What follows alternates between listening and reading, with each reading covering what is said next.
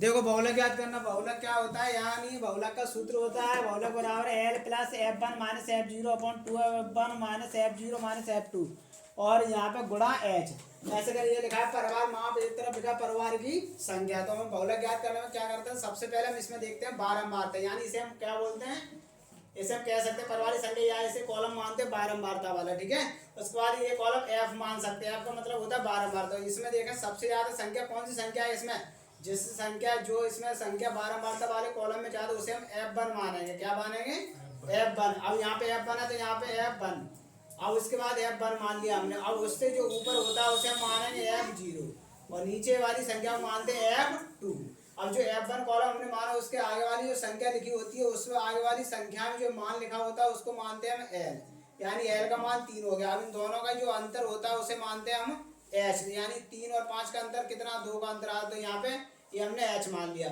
उसके बाद यहाँ पे अलग अलग मान लिखेंगे। अब यहाँ पे एफ जीरो का मान कितना है 7 और एफ वन का मान कितना है तुम्हारा 8। ऐसे यहाँ पे अब एफ टू का मान कितना है, एफ टू का मान है तुम्हारा 2। ऐसे कर हमने ये सब मान इसमें से देख के रख लिए। ठीक है, उसके बाद बहुलक का ही सूत्र हो जाए, यानी बहुलक यहाँ ये तुम्हारा होता है बहुलक, बहुलक लिखे हैं तो एल, एल का मान, अब यहाँ पे देखो एल का मान कितना है, एल का मान है तुम्हारा 3, तो यहाँ पे 3 लिखेंगे। ठीक है, और उसके बाद यहाँ पे एफ वन, अब एफ वन का मान कितना है, इसमें एफ वन का मान तुम्हारा 8 है तो 8 लिखेंगे। माइनस एफ जीरो का मान तुम्हारा कितना 7, तो यहाँ पे 7 लिखेंगे। बट्टे में 2 तो 2 लिखो।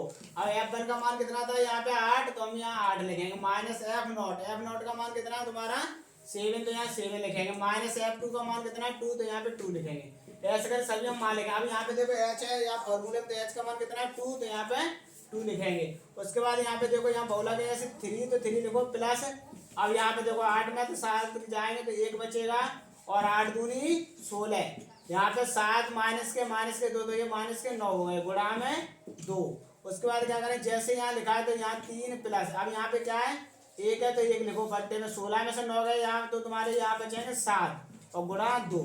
ऐसे करके यहाँ लिख लेंगे। अब उसके बाद यहाँ पे करें तो 3 प्लस, उसके बाद यहाँ पे क्या है जो 2 एकम 2, यानी 2/7। अब क्या करेंगे, यहाँ पे 7 3 है 21, यानी ये फ्रैक्शन करते हैं, ऐसे फ्रैक्शन कर लो तो 7 3 है 21 और 2, यानी ये हो गए तुम्हारे 23/7।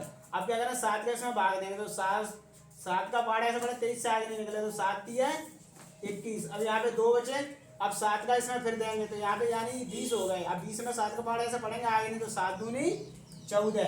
अब उसके बाद क्या करेंगे, यहाँ पे 6 बचेंगे, तो यहाँ पे 7 का देंगे 60 हो गए, तो यानी 7 8 56। ऐसे करके यहाँ पे इतना यार निकालना चाहो तो 3.28 या फिर यहाँ पे 3.2 तक करो, 2 अंक तक या 1 अंक दोनों सही होता है।